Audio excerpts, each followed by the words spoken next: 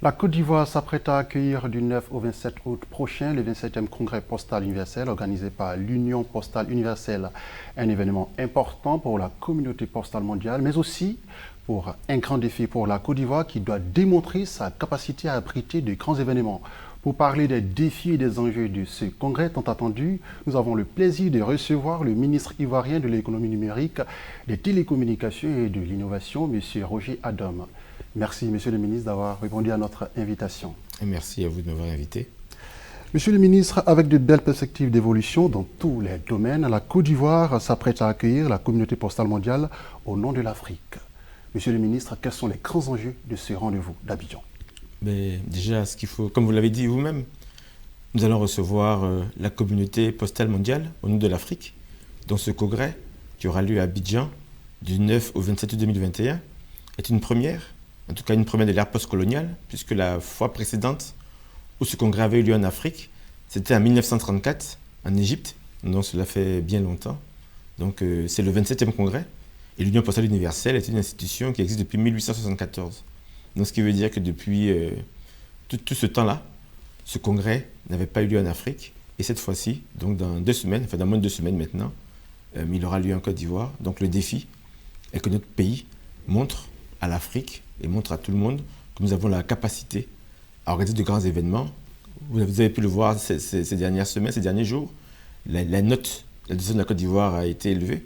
Donc voilà, la Côte d'Ivoire est un grand pays d'Afrique. Et voilà, donc je pense que la communauté postale mondiale nous fait honneur, l'Afrique nous fait honneur en acceptant que ce congrès ait lieu à Abidjan. Il y a quand même 192 pays qui sont membres de cette union. On sait 192 pays, ça fait plusieurs délégations à Abidjan. Nous sommes dans un contexte sanitaire sans précédent. Alors, comment tout ça va se faire? C'est vrai qu'il y a 192 pays, donc en temps normal, ce sont des congrès qui réunissent 2000 à 3000 participants.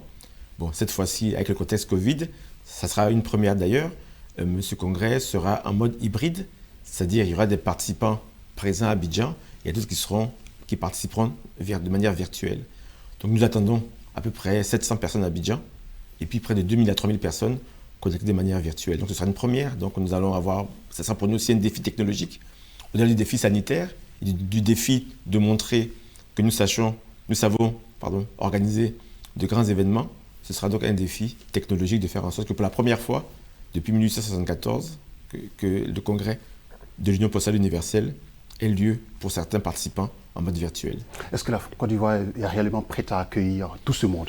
Bon, mais concrètement, ce qu'il faut savoir, c'est que le Bureau international de l'Union postale universelle a fait plusieurs missions à Abidjan. Donc c'est un processus puisque nous avons été désignés en 2016. Donc le congrès devait avoir lieu en 2020, donc du 10 au 28 août 2020. Il était reporté à cause du Covid. Donc ils ont fait des missions au mois de mai, au mois de juin, donc sur les aspects techniques, sur les aspects d'hébergement, sur les aspects sanitaires, sur les aspects sécuritaires. Et ils se sont rendus compte que nous avons la capacité. Donc nous avons réussi de leur démontrer que nous saurons le faire. Donc il n'y a pas de difficulté. C'est vrai que le contexte sanitaire est particulier, donc il faudra faire attention. Il faudra bien évidemment respecter les mesures barrières. Il faudra aussi que la disposition de la salle ou des salles dans lesquelles le congrès va se tenir ait la capacité justement pour pouvoir maintenir la distanciation sociale. Mais tout ceci a été vérifié et nous sommes prêts. Monsieur le ministre, depuis 2011, le gouvernement ivoirien ambitionne de bâtir les piliers d'une économie numérique inclusive et celui d'un secteur postal à la pointe de la technologie. Est-ce que ce congrès vient renforcer cette ambition du gouvernement? Ben, tout à fait. Déjà, ce qu'il faut savoir, c'est que la poste, qui est un vieux métier, puisque comme je vous l'ai dit tout à l'heure, l'Union postale universelle existe depuis 1874, ce qui veut dire que la poste existe depuis encore bien plus que cela. Donc il y a l'évolution technologique qui fait qu'aujourd'hui on envoie des mails, on peut faire des choses virtuellement. Donc tous ces défis sont des défis et des enjeux de la poste. Donc durant ce congrès de l'Union postale universelle, nous allons redéfinir la stratégie postale mondiale, qui s'appellera d'ailleurs la stratégie postale d'Abidjan. Donc SPA, stratégie postale d'Abidjan. Donc derrière ça, il s'agit de quoi à ce niveau? Mais ce sera donc de définir quels seront les nouveaux axes postaux pour le devenir de la poste. Et nous, puisqu'il y aura des postiers du monde entier avec nous à Abidjan, nous allons nous enrichir de leurs expériences, nous allons apprendre de ce qu'ils ont su faire de bien, nous allons partager avec eux les bonnes pratiques et grâce à cela, nous allons redéfinir des axes stratégiques importants et majeurs pour la Poste de Côte d'Ivoire. Aujourd'hui, on sait que le secteur de la Poste est confronté à des défis. Au niveau de la Côte d'Ivoire, quels sont les grands défis? Mais déjà, je pense qu'on a un marché qui est régulé, avec plusieurs entreprises qui sont dérégulées. C'est-à-dire que beaucoup d'entreprises ne respectent pas forcément les règles et les lois. Pourquoi? Parce que au niveau de la Poste de Côte d'Ivoire, il y a ce qu'on appelle le service postal universel, qui fait que tout courrier de moins de 2 kg et tout colis de moins de 31,5 kg doit être acheminé par la Poste de Côte d'Ivoire. Ce n'est malheureusement pas le cas. Bon. Donc à la rigueur, il faut qu'on redéfinisse tout cela. Il est important que chacun respecte les règles. Et si déjà nous arrivons à cela, ce sera déjà un très bon point pour la Poste de Côte d'Ivoire. Maintenant, après, il y a de nouveaux défis qui sont des défis technologiques. Comme je disais tout à l'heure, aujourd'hui, on a le commerce électronique.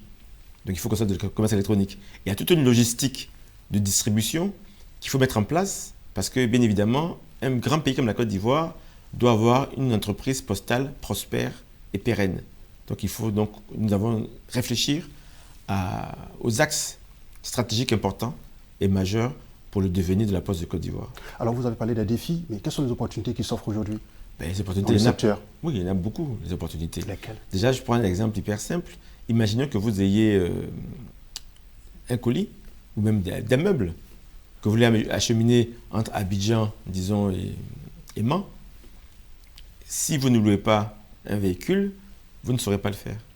Donc voilà, donc la Poste de Côte d'Ivoire doit travailler sur ces différents axes-là. Donc je dis par là, ça c'est un enjeu. Après, il y a le commerce électronique, c'est quelque chose de nouveau.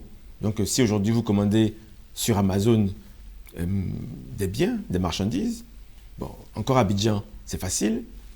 En dehors d'Abidjan, c'est plus compliqué. Donc je pense que la Poste, c'est voilà notre opportunité pour la Poste. Et puis aussi, il y a les services financiers. Comment faire pour avoir des services financiers partout sur le territoire ivoirien pour éviter que des gens puissent se promener avec des espèces qui peuvent générer d'autres difficultés. Donc voilà, donc je pense que pour la Poste de Côte d'Ivoire, il y a beaucoup d'opportunités.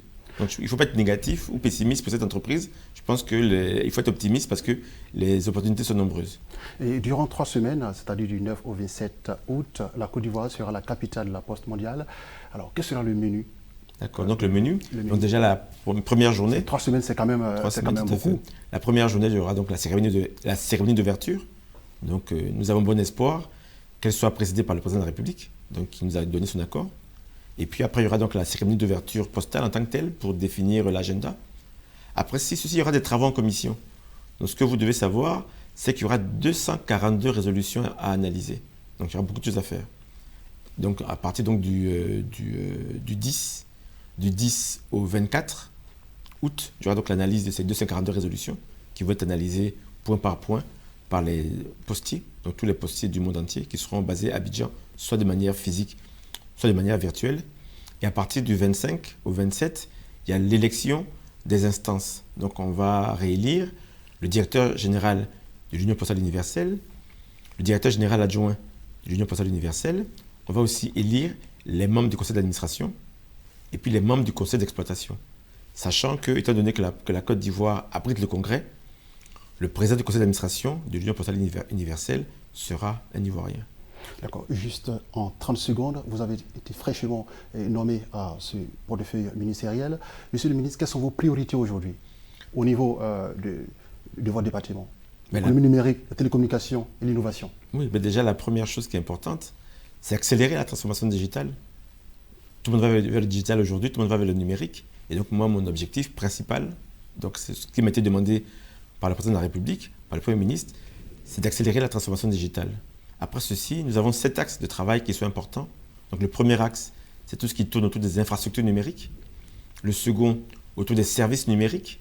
Le troisième, autour des services financiers numériques. Le quatrième, qui va tourner autour de la confiance, donc de la cybersécurité. Le cinquième, ce qui va tourner autour des compétences, faire en sorte qu'il y ait des personnes compétentes en Côte d'Ivoire dans ce domaine-là. Le sixième, c'est tout ce qui va tourner autour de l'innovation. Et le septième axe, c'est bien évidemment ce qui va permettre, c'est l'environnement des affaires, qui va permettre que toutes les entreprises ivoiriennes ou non ivoiriennes, toutes les entreprises basées en Côte d'Ivoire, puissent avoir un environnement de travail technologique sain dans lequel elles pourront être prospères et apporter de la valeur au pays. Sachant que notre ambition majeure et principale comme l'a répété plusieurs fois le président de la République et aussi le Premier ministre, c'est de faire un secteur qui crée de la richesse, qui crée de la valeur et aussi qui crée de l'emploi pour le bien de tous ceux qui vivent en Côte d'Ivoire. Merci, Monsieur le ministre, pour toutes ces informations. Merci. Je rappelle que vous êtes sur ce plateau pour parler des enjeux du 27e congrès de l'Union postale universelle qui se tiendra à Abidjan du 9 au 27 août prochain. Merci d'avoir répondu à notre invitation. Merci de m'avoir invité. C'est la fin de ce numéro de l'invité de la rédaction. Restez sur Medi 1, l'information se poursuit.